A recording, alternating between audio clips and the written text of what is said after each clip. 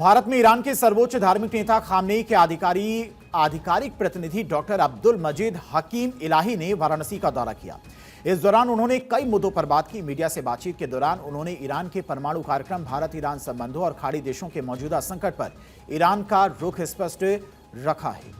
ईरानी प्रतिनिधि ने वाराणसी शहर की जमकर तारीफ की। उन्होंने बनारस को केवल एक शहर नहीं बल्कि आध्यात्म, सह अस्तित्व, दर्शन और एकता का केंद्र बताया।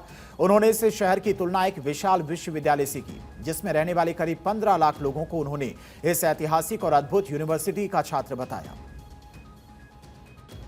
Very wonderful city. This city, Banaras, is historical city, and as I mentioned, that Banaras is not just only city. Banaras is a center of spirituality, is a center of coexistence, center of philosophy, center of mysticism, center of unity, center of philosophy.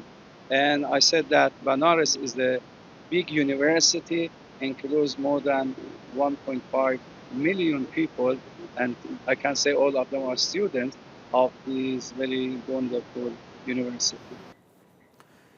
Press वार्ता के दौरान जब उनसे Iran के परमाणु कार्यक्रम को लेकर सवाल पूछा गया तो उन्होंने इसे सिरे से खारिज कर दिया। उन्होंने स्पष्ट किया कि ईरान के सुप्रीम लीडर के धार्मिक आदेश के अनुसार परमाणु हथियार रखना और बनाना हराम है। उन्होंने कहा कि हम न्यूक्लियर हथियार नहीं चाहते, ना हमने पहले कभी ऐसा चाहा है, ना आज चाहते हैं और ना ही भविष्य में हमारी ऐसी कोई योजना है। भारत और ईरान के कूटनीतिक रिश्तों पर बात करते हुए उन्होंने दोनों देशों की दोस्ती को बेहद मजबूत बताया।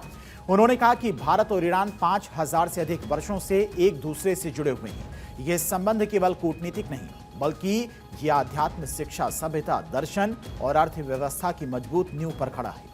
वर्तमान में भी दोनों सरकारों के बीच में बेहतरीन तालमेल और सहयोग है।